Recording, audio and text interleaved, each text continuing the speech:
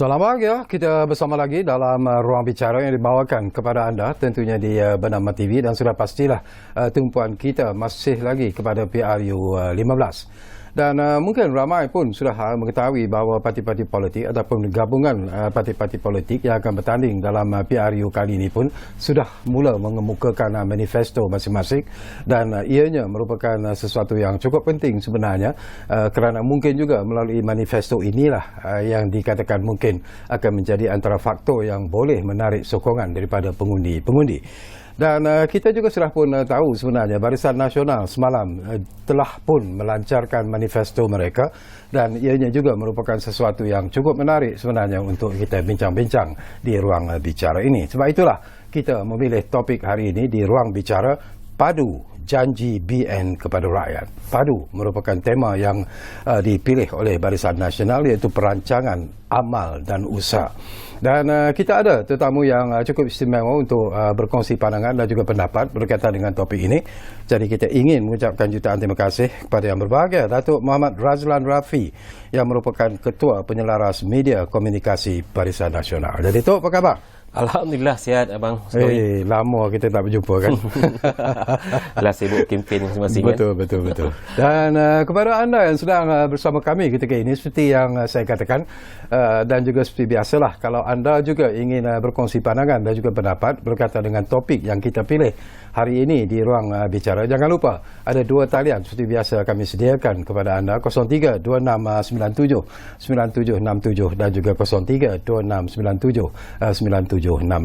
Oh ya, kepada anda juga kalau ingin berkongsi pandangan dan juga pendapat sepanjang kita menyiarkan program ini dan juga sepanjang PRU yang ke-15 ini, anda juga sebenarnya boleh berbicara bersama kami di hashtag bicara PRU 15 anda. Jadi gunakanlah peluang dan kesempatan itu. Baiklah, kita ingin mulakan sembang-sembang kita bersama dengan Datuk Muhammad Razlan. Sebelum kita bercakap tentang manifesto itu, barangkali saya nak ajak jugalah Datuk melihat tentang senario PRU kali ini yang dikatakan penuh dengan cabaran sebenarnya, disebabkan oleh banyak faktor sebenarnya. Terlalu banyak. Dan yang paling penting ialah untuk menumpukan perhatian kepada kesejahteraan rakyat yang sekarang ini sedang menghadapi pelbagai cabaran disebabkan oleh pandemik sebelum ini, kemudian senario ekonomi yang juga begitu mencabar. Jadi pandangan Datuk secara ikhlas, apakah Datuk juga melihat ini sebagai satu PRU yang cukup mencabar sebenarnya? Assalamualaikum warahmatullahi wabarakatuh. Terima kasih kepada bernama jemput saya. Ianya adalah satu perkara yang tidak selesai apabila kita selepas saja PRU ke-14. Saya melihat negara ini kembali kepada satu senario yang tidak ketentuan.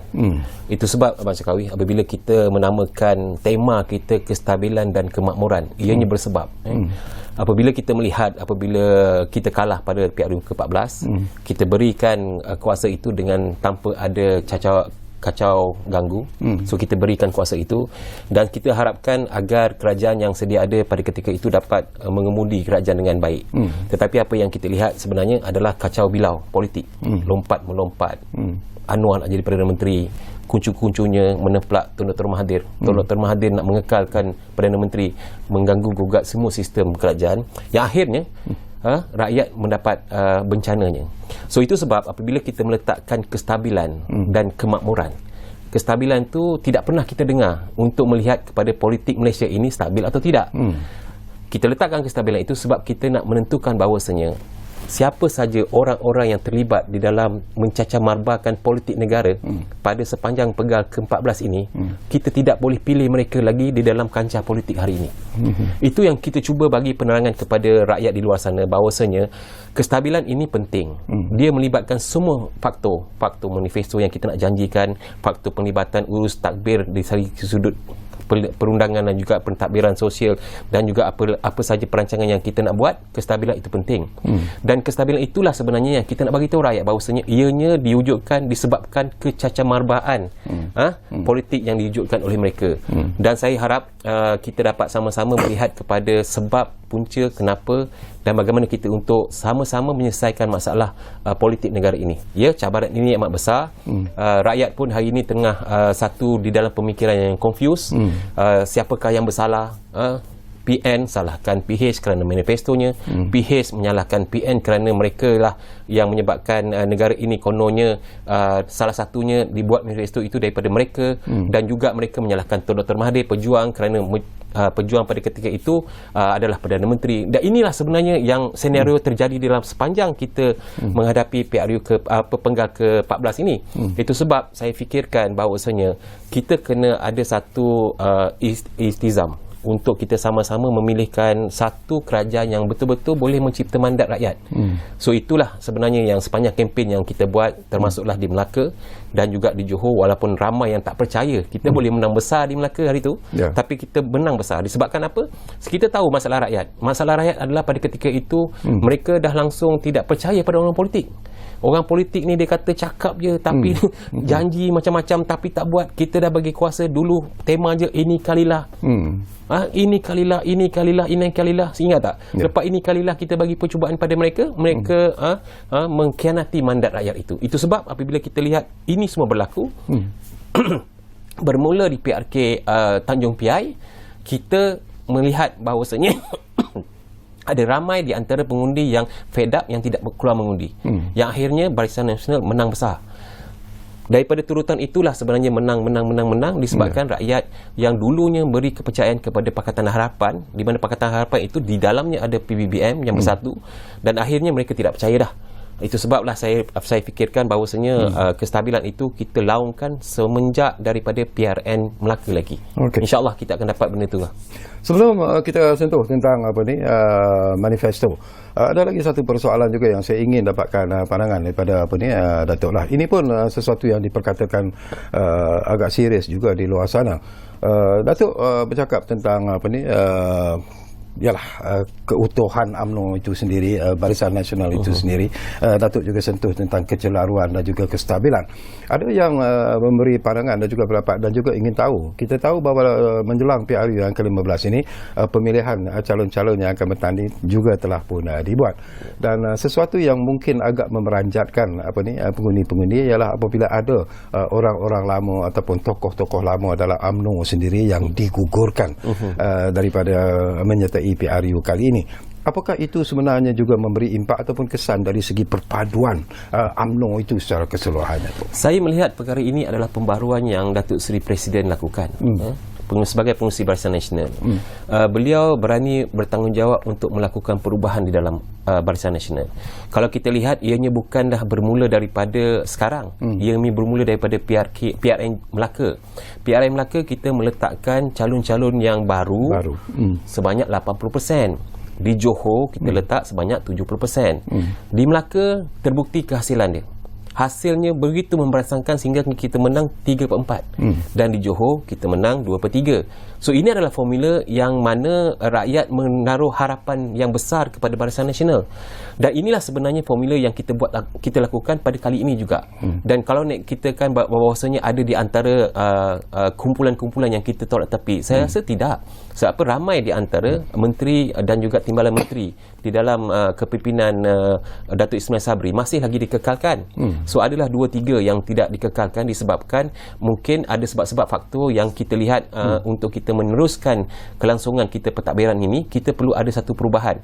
Dan perubahan ini saya lihat tidaklah bersifat dendam ataupun nak membunuh karakter seseorang.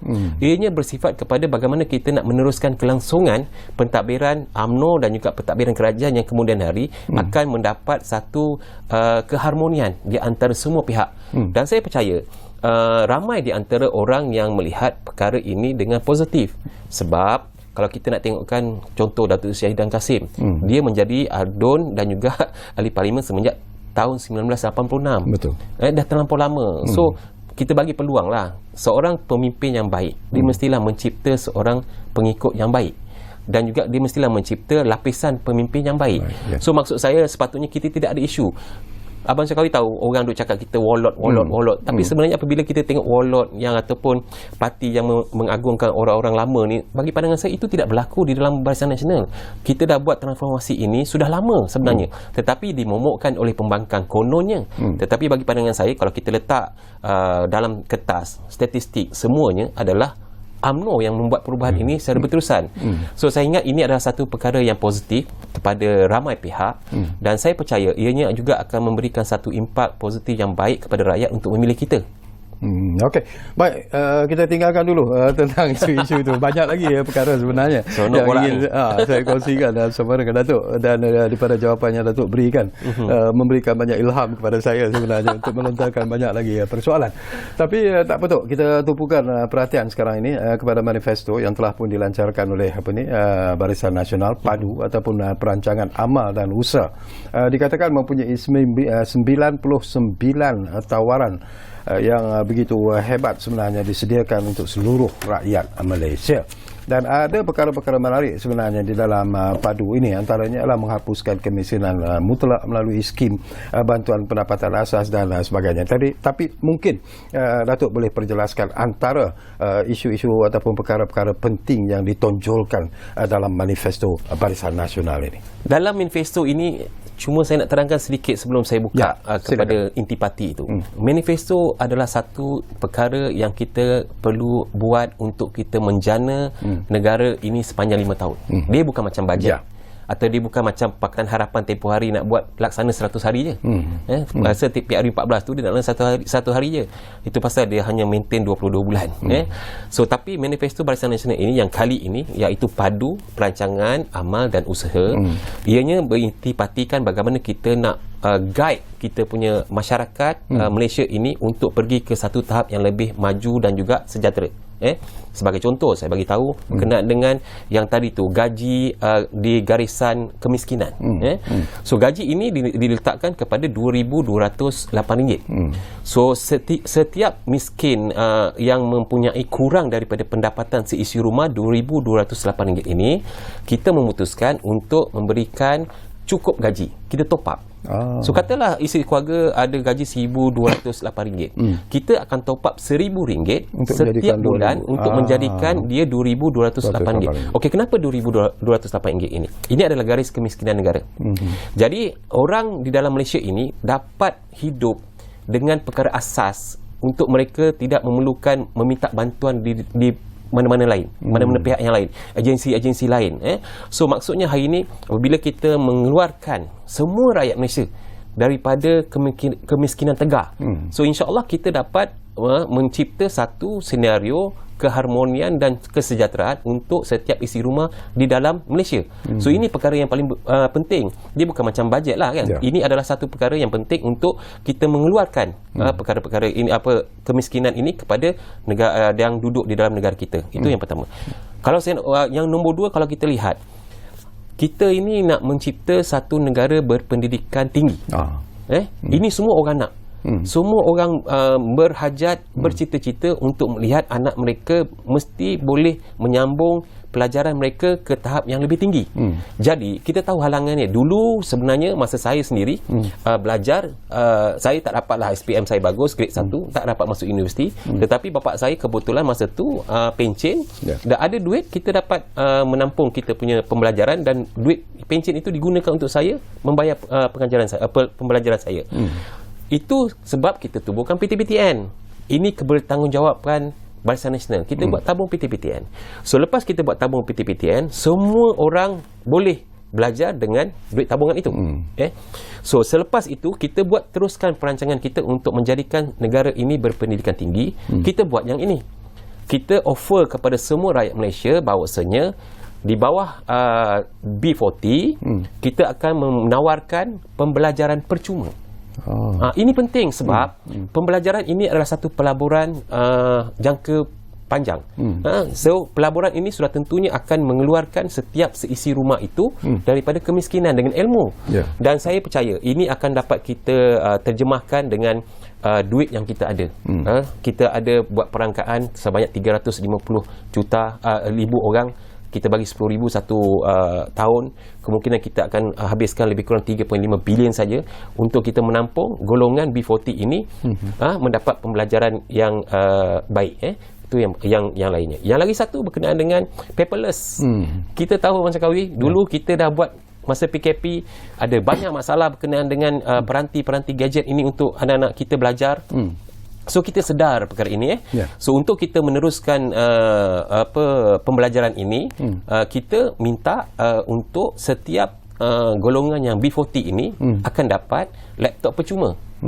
Bila dapat laptop percuma itu, kita tahulah anak-anak kita akan dapat mengakses data-data dan juga sistem silibus pembelajaran ini secara online dan juga celik IT.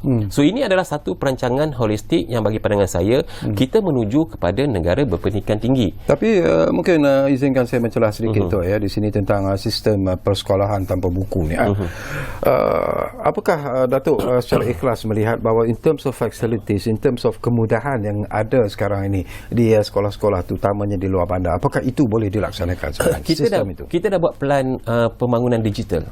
So ini telah diumumkan oleh Yang Berhormat Perdana Menteri Datuk Seri Ismail Sabri dan telah sedang dilaksanakan. Dan saya percaya plan ini akan mencakupi 100% akses di luar bandar dan juga di bandar. Dan ini adalah penting kerana apabila kita nak pergi kepada negara yang maju ataupun negara yang engineering 4.0, kita kena ada infrastruktur ini.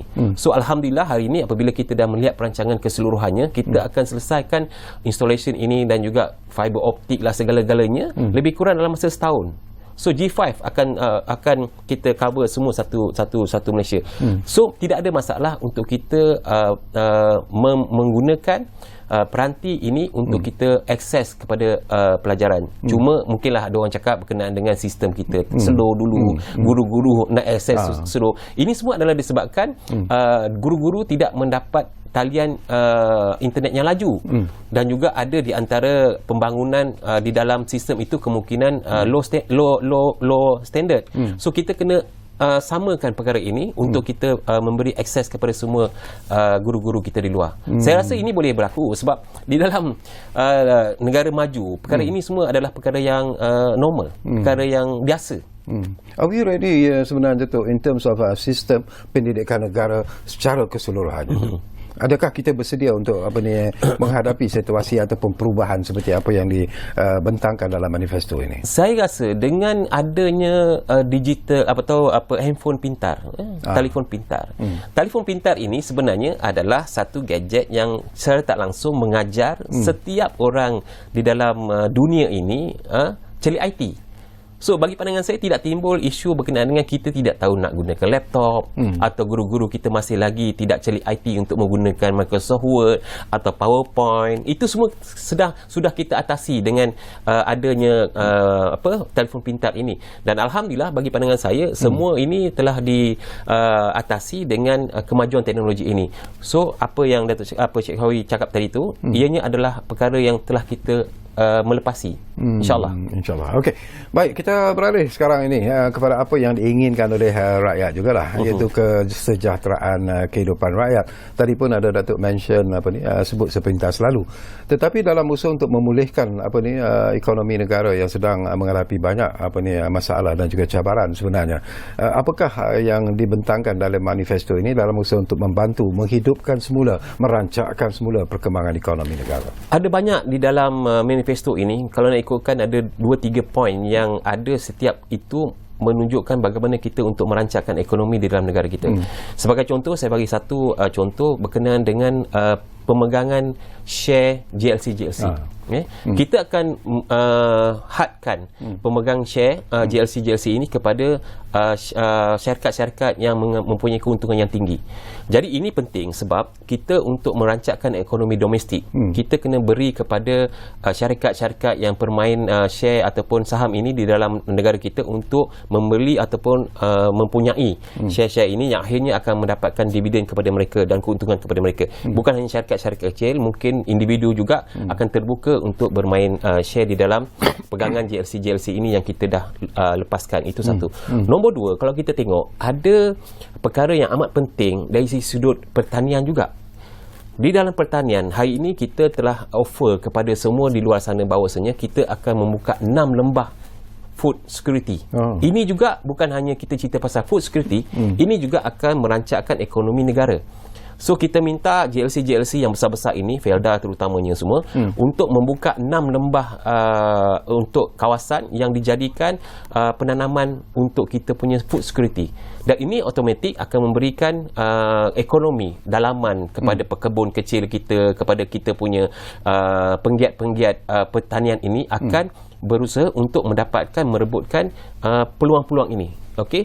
Yang ketiganya, apabila kita nak tengok pasal FDI, hari ini kita nak mengembalikan semula sistem kehakiman kita, sistem pentadbiran kita, sistem SPRM kita, semua ini kita akan letakkan dengan satu tempat yang baik untuk kita memberikan keyakinan kepada pelabur-pelabur di luar bahawasanya okay, we put in place all this badan-badan yang bertanggungjawab, kita letak kepada tempatnya. So tidak ada ganggu gugat tentang undang-undang dan juga segala-galanya.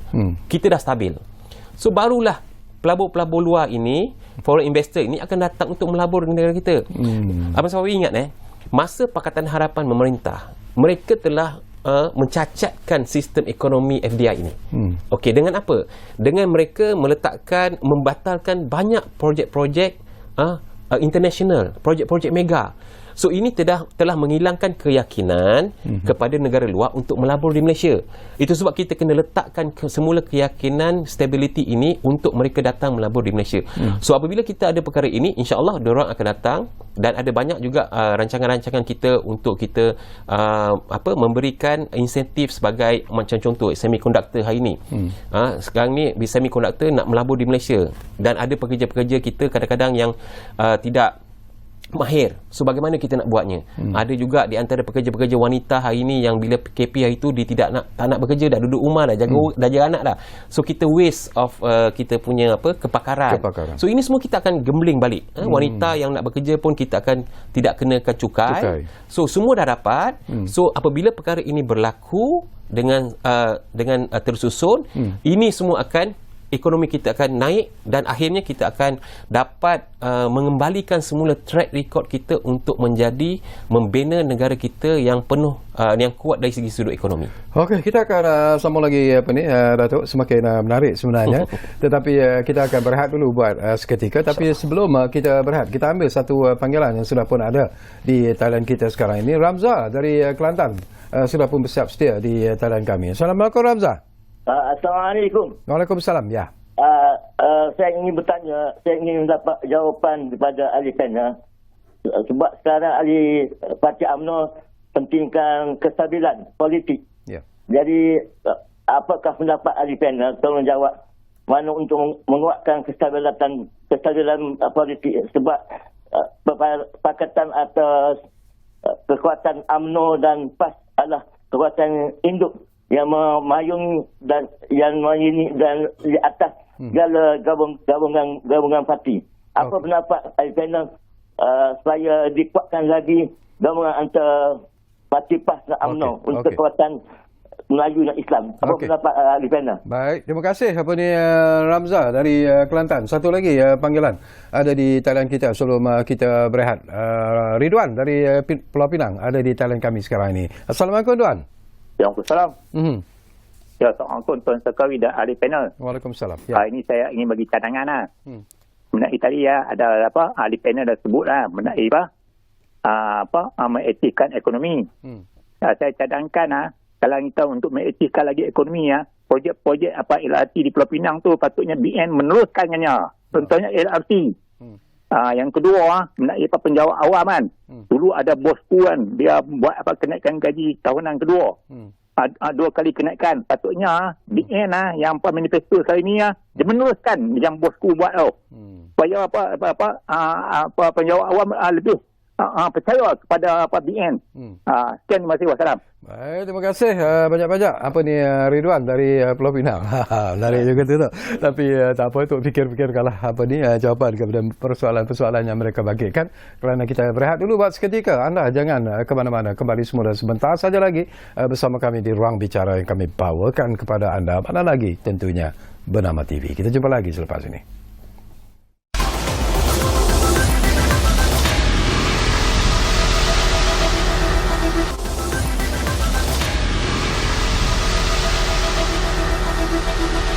Okey, kita kembali semula ke ruang bicara ini. Masih lagi bercakap tentang manifesto Barisan Nasional Padu Janji BN kepada rakyat. Tentunya kita masih lagi bersama dengan tetamu yang berbahagia, Datuk Razlan Rafi, iaitu Ketua Penyelaras Media Komunikasi Barisan Nasional. Baik, persoalan-persoalannya agak menarik jugalah sekarang ini yang dilontarkan oleh pemanggil-pemanggil kita. Jadi respons ringkas-ringkasnya lah daripada Datuk sendiri sebelum kita bincangkan tentang manifesto ini lebih mendalam. Orang Melayu ni kalau kita tak bersatu hati, kuasanya akan diberi kepada yang bukan Melayu. Itu kena faham.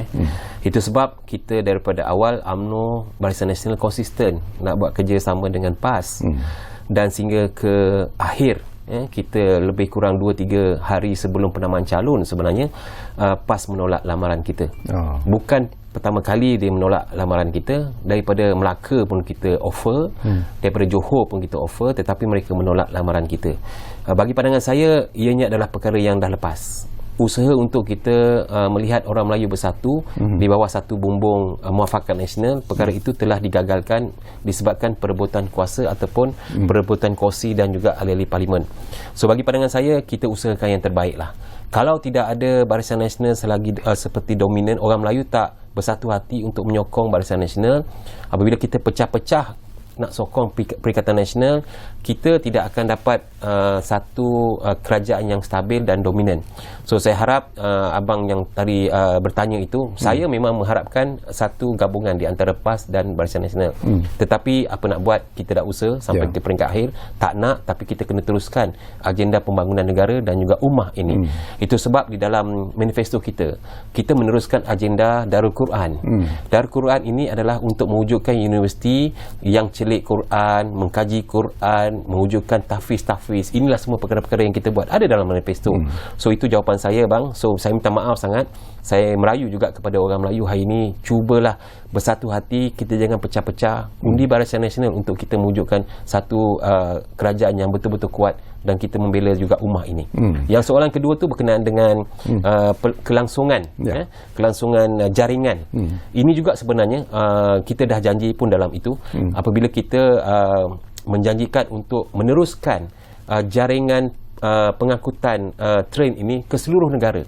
Bukan itu saja, kita akan pastikan bahawasanya di setiap bandar-bandar itu kita akan membuat jaringan susulan kepada menghubungkan bandar-bandar kecil kepada bandar-bandar besar.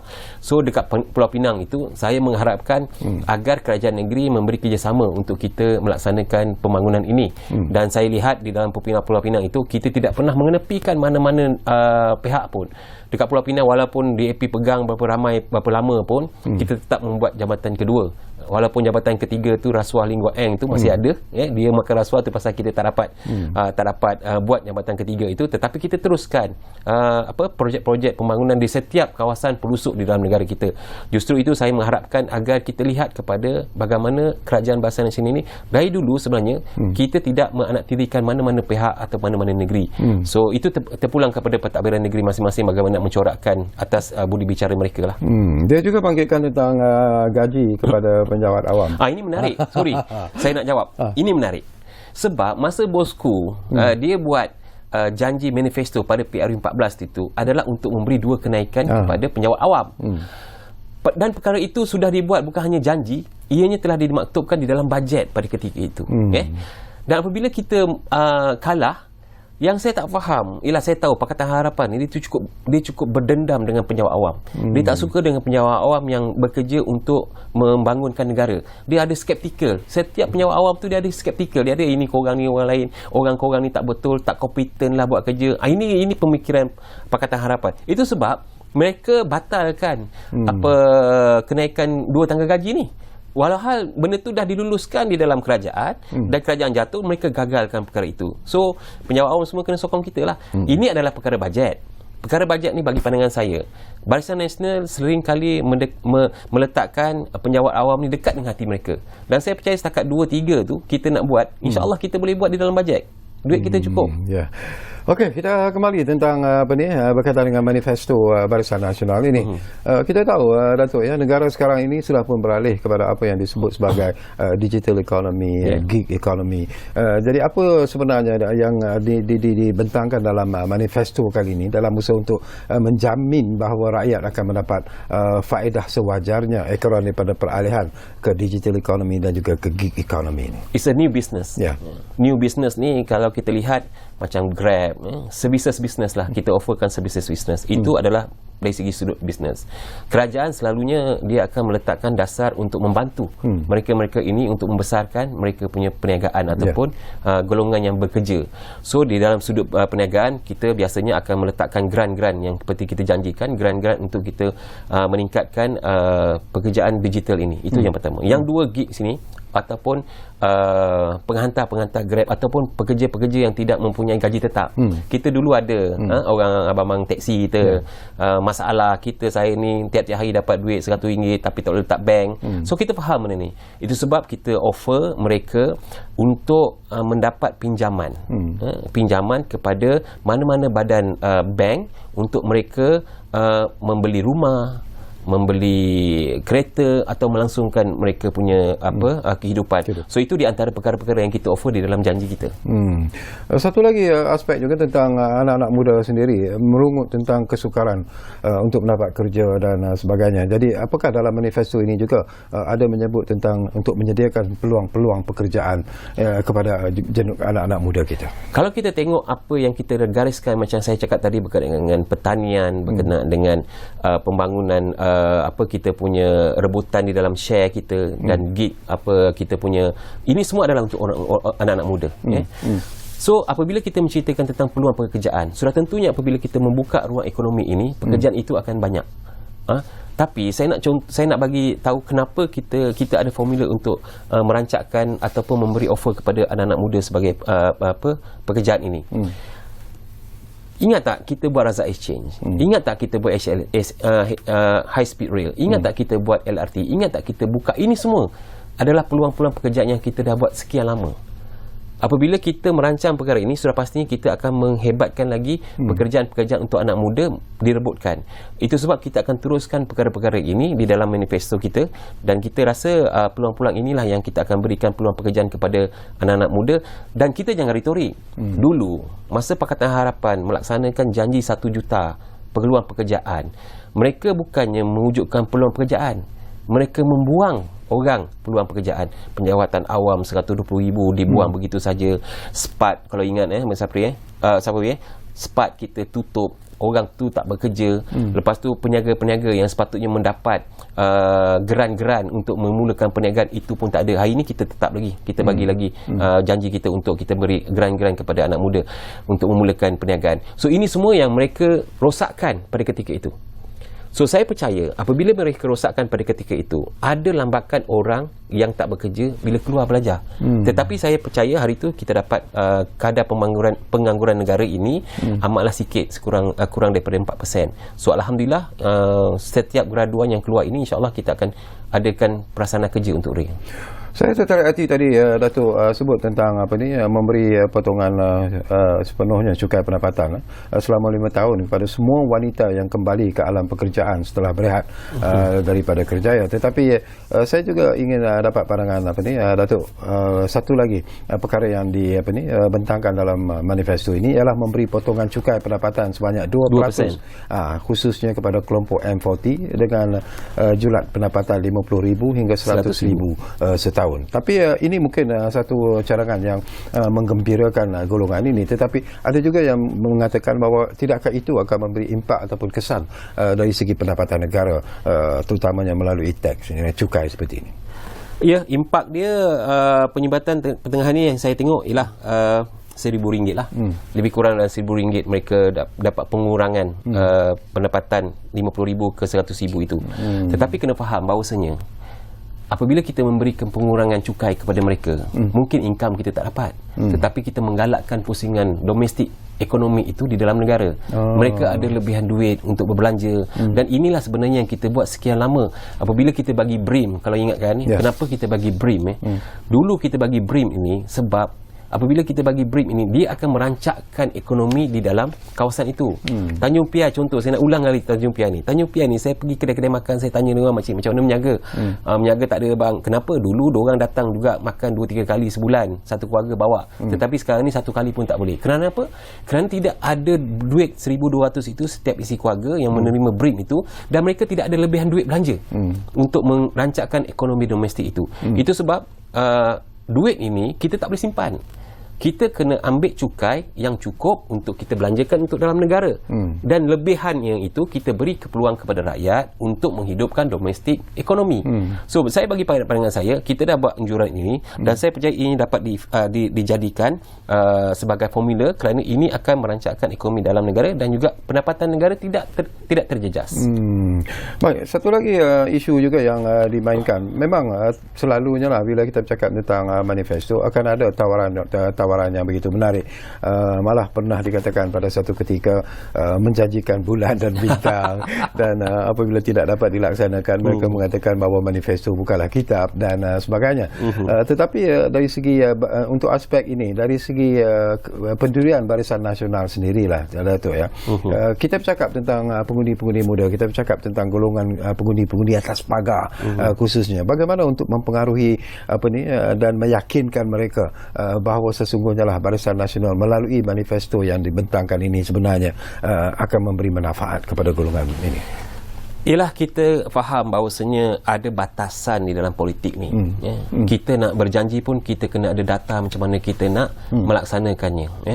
Sebagai contohlah, saya bagi tahu ada 10 janji yang dibuat semasa Pakatan Harapan. Abang Safawi kena faham bahawasanya setiap janji manifesto selama ini setiap parti itu insya-Allah boleh dilaksanakan. Daripada kita mula pilihan raya dulu, semuanya dapat dilaksanakan. Yang fail ni pada PRU ke-14 saja. Apabila mereka melepasi batasan manusia. Mereka menjual janji yang terlampau melangit, menjual harapan yang terlampau tidak boleh ditolak oleh rakyat. Seperti mana? PTPTN. Kita kena ulang benda ni. PTPTN itu, saya tanya dia orang, kenapa you undi Pakatan Harapan ni? Bang, satu keluarga saya sekurang-kurangnya ada satu graduan yang pinjam PTPTN. Berapa ribu pinjam? 40,000. Kita dapat cash money 40,000 untuk mereka langsaikan hutang mereka dan halas. Dia tidak akan bayar. Satu keluarga 40,000. So satu keluarga tu ada 5 orang pengundi. 2 orang mengundi Pakatan Harapan dengan harapan bahawasanya PTPTN hutang keluarga itu 40,000 habis. Ini satu perkara yang melepasi orang cakap apa, nilai-nilai sebagai pemimpin. Mereka tahu mereka tidak boleh melaksanakan perkara itu, tetapi mereka buat janji juga. So ini terjadi semasa Pakatan Harapan memerintah. So hari ini apabila janji yang kita nak buat ini, perlu ditengok track recordnya. Track record Barisan Nasional pada PRU ke-13 kita membuat janji manifesto. Kita dah melaksanakan 95% manifesto yang kita dah buat, dah janji, dah laksanakan. Track record ada, report card ada. Setiap tahun kita bentangkan apakah yang kita dah buat, rancangan Malaysia ke-10, ke-9, apa yang kita dah buatkan. Semua ini semua kita buat. Jadi untuk kita sebagai orang politik, untuk menerangkan kepada rakyat di luar sana, agak pun susah. Sebab janji dicapati itu, kadang-kadang dia kata, alah janji ahli politik dicapati. Dia tak cakap janji Pakatan Harapan dicapati. Dia kata janji ahli politik. Jadi termasuklah kita sebagai ahli politik. So apa yang kita cuba usahakan kepada rakyat untuk bagi penerangan bahawasanya, tengok track record. Memang kita tak pernah ada satu cabaran berkenaan dengan manifesto yang mereka gagal lakukan, sebab kita memerintah sepanjang Malaysia merdeka sehingga hari PRU 14 kita memerintah dan kita laksanakan segala-galanya. So apabila manifesto itu terjadi, inilah maksud saya cacar marba kerosakan politik yang telah dilakukan oleh Pakatan Harapan yang kita nak wujud, kita nak betulkan. Kita nak betulkan kestabilan, kita nak betulkan sistem kehakiman. Kehakiman pun ada dalam manifesto itu. Semua kita nak betulkan kali ini. Okey. Baik, kita berehat kali terakhir, Datuk. Kembali nanti. Tak banyak lagi masa yang tinggal, tapi mungkin ada lagi persoalan-persoalan yang sempat saya kongsikan bersama dengan tetamu kita, Datuk Muhammad Razlan. Kita masih bercakap tentang padu janji BN kepada rakyat. Kita lihat dulu.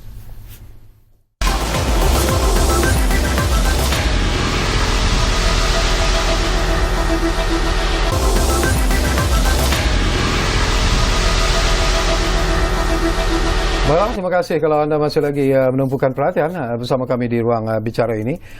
Kita kembali bercakap tentang manifesto. Tetapi kali ini pastilah manifesto ini juga akan dimainkan dengan begitu meluas sekali semasa kempen pilihan raya nanti yang sudah pun hangat sebenarnya bermula sekarang ini. Tetapi bila kita bercakap tentang kempen pilihan raya, sebenarnya ini pun merupakan satu aspek yang cukup penting sebenarnya, satu isu yang cukup penting yang perlu diberi perhatian oleh semua parti politik, termasuklah Barisan Nasional sendiri. Barisan Nasional sering diserang dengan isu-isu rasuah dan ianya dimainkan dengan begitu meluas sekali dalam kempen-kempen parti-parti gabungan parti-parti pembangkang dan sebagainya. Mungkin pandangan Datuk jangan juga komen, Datuk. Saya suka dengan pendekatan kita daripada PRM Melaka lagi lah. Sebab kita mengambil pendekatan untuk bersederhana untuk berkempen, dan daripada situ kita dah mengamalkan kempen yang sihat tanpa kita melakukan provokasi yang berlebihan. Yang provokasi yang berlebihan ini semua selalunya dilakukan oleh pengundi sendiri. Kalau kita tengok di mana Lee Kwek Siang dulu datang kat Johor, orang provok dia. Itu sebenarnya ada perkara-perkara yang dibenci oleh rakyat sendiri yang membuat-buat nak marah kat dorang. Dan kita lihat hari ini sama juga hari ini kalau kita tengok kebanyakan Barisan Nasional menjawab isu. Dia tidak mahu mengambil satu sikap untuk memprovok ataupun memaki hamun ataupun menghina dan juga mencipta fitnah. Ini berlaku di dalam Pakatan Harapan dan juga Perikatan Nasional.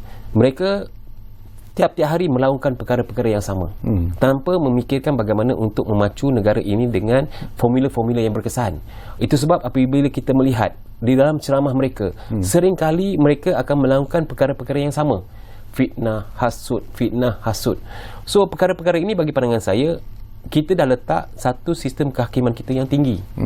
Pada mula-mula kita menjadi kerajaan, dulu Badan Penjaga Rasuah kita naikkan kepada Suruhanjaya Pencegahan Rasuah.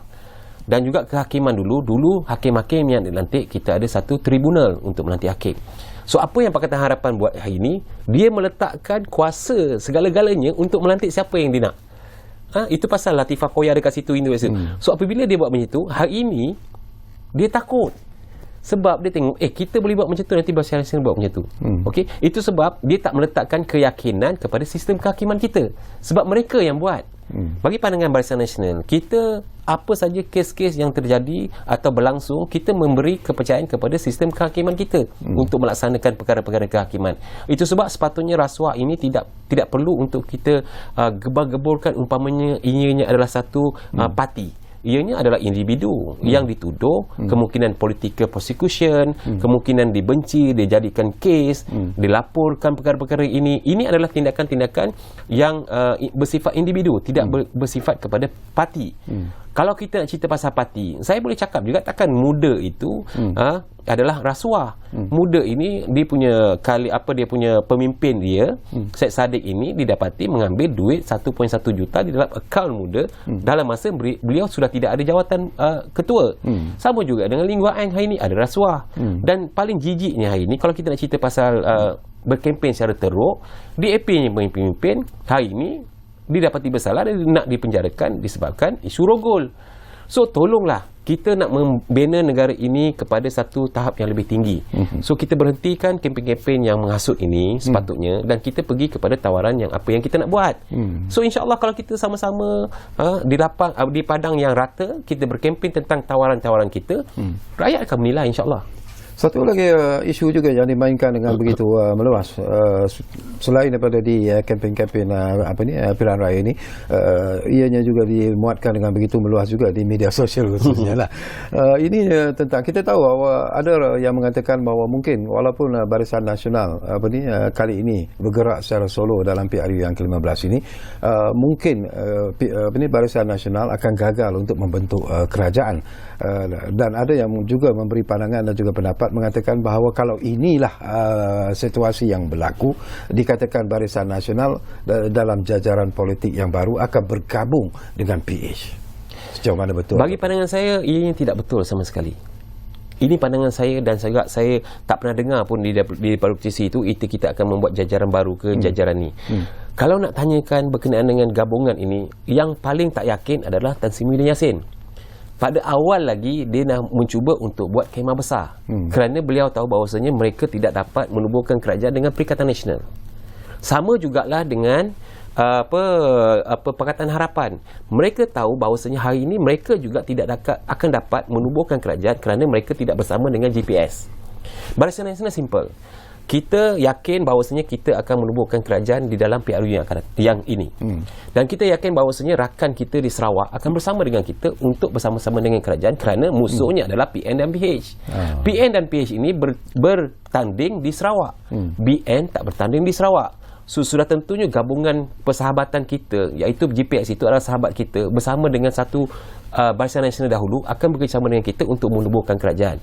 Itu yang penting sebab rakyat kena faham kemah besar yang dilaungkan oleh Tan Sri Muhyiddin kerana mereka tak yakin. Tapi Tan Sri Muhyiddin nak jadi Perdana Menteri. Pakatan Harapan Anwar nak jadi Perdana Menteri. Diorang ini kalau bergabung, kalau you pecah-pecahkan, ini dapat 30 seat, ini dapat 70 seat kononnya, lepas tu nak pergi beli pula warisan, mereka akan terjebak dari satu situasi yang tidak ketentuan sekali lagi disebabkan mereka. Jadi bagi pandangan saya, tomahan untuk kita bekerjasama dengan PKR ataupun Pakatan Harapan ataupun mana-mana pihak, benda tu tak timbul. Tetapi nak menjawab tadi abang tadi tanya berkenaan dengan PAS. Ialah PAS bertanding logonya di Kelantan dan juga Terengganu. So katalah PAS menang 10 seat. Kita ni nak menubuhkan, kita dah tubuh kerajaan, kita nak kuatkan lagi. Okey, boleh kita bincang dengan PAS. Tapi tak boleh dengan PN. Sebab apa? Kita ada Akta Lompat Parti. Itu sebab keyakinan PAS melihat Perikatan Nasional ini tidak mampu untuk menubuhkan kerajaan. Itu sebab PAS berdiri dengan sendiri di dalam kubu kuat mereka, iaitu Kelantan dan Terengganu. Itu pun dah menunjukkan bahawasanya Perikatan Nasional ini adalah parti yang tidak diyakini oleh gabungannya sendiri. Bagi pandangan saya, untuk kita wujudkan satu gabungan yang betul-betul dominan, undi Barisan Nasional. Dan saya percaya hari ini Barisan Nasional telah melepasi populariti untuk mewujudkan kerajaan bersendiri pada 20 hari bulan insyaAllah. Ada juga yang melontarkan pandangan. Ini pun menjadi isu yang cukup menarik dimainkan dengan begitu meluas sekali. Kalau BN menang dalam PRU kali ini tu, ada yang mengatakan bahawa kedudukan Datuk Seri Ismail Sabri sebagai Perdana Menteri juga belum pasti sebenarnya. Apakah itu juga menjadi isu yang dimainkan dengan begitu meluas? Komen. Iyalah, kalau dia nak dia attack pada orang yang boleh dilemahkan partinya. So hari ini dia nak memecah belahkan kita dari dalam. Dan saya percaya semalam, pagi tadi pun Datuk Seri Zahid sebagai Presiden Parti mengatakan bahawasanya Datuk Ismail Sabri adalah poster boy dan juga calon Perdana Menteri kita. Okey, perbezaan berkempen hari ini sebab Datuk Ismail Sabri bukan pengurusi Barisan Nasional. Disebabkan itu gambarnya tidak boleh letak di mana-mana. Sebab apa? Peraturan SPR hanya pengurusi parti itu saja boleh diletakkan sebagai gambar. Tetapi hakikatnya hari ini kita dah menyatakan bahawasanya Datuk Ismail Sabri akan menjadi Perdana Menteri, dan itu telah diputuskan di MKT, dah diputuskan di PAU. So biasalah dorang ni nak attack kita berkenaan dengan perkara-perkara ni lah. Nak bagi contoh tentang kewujudan di Johor, kononnya Menteri Besar yang kita cadangkan ialah Hasni, tetapi On Hafiz yang naik. So kenapa ini terjadi? Perlu diingat, negara kita adalah negara berperlembagaan, raja berperlembagaan. Apabila demokrasi ini sekiranya ada satu-satu parti yang menang, kita menang banyak. So kita tahu bahawasanya kita akan melantik Datuk Ismail Sabri sebagai Perdana Menteri. InsyaAllah Agong tidak akan menolak dan akan menerima. So saya bagi pandangan saya, tomahan ini adalah untuk melaga-lagakan lah.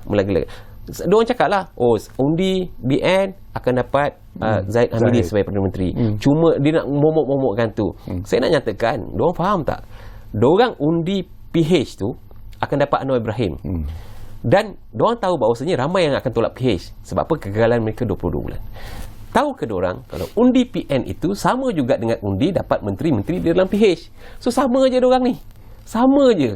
Maksudnya PH dengan PN ni sama je. Diorang akan cacah marbakan negara. Okey, tinggal lebih kurang 2 minit, 2-3 minit saja masa yang ada. 2 minit lah sebenarnya. Jadi apa yang ingin Datuk sampaikan di penghujung ruang bicara ini?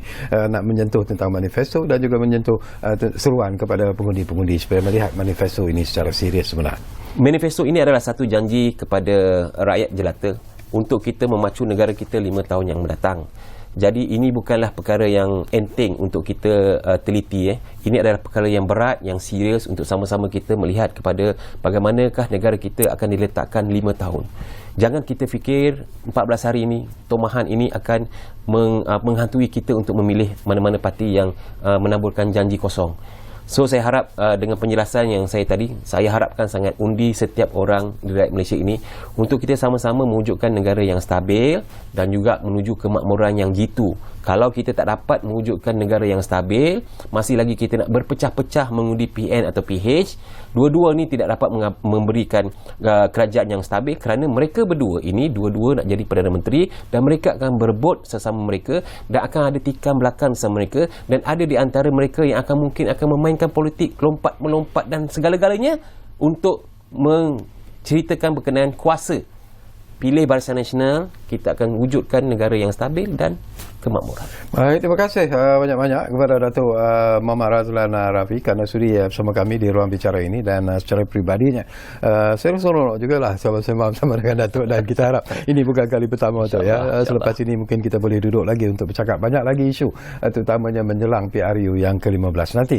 Baiklah, terima kasih kepada anda yang menumpukan perhatian dan saya ingatkan lagi kepada anda kalau anda juga ingin berkongsi pandangan dan juga pendapat, jangan lupa gunakanlah hashtag bicara PRU 15 anda dan berilah pandangan-pandangan dan juga komen berkaitan dengan ruang bicara ini. Baiklah, terima kasih dan insyaAllah kita akan jumpa lagi dalam ruang bicara dari masa ke semasa.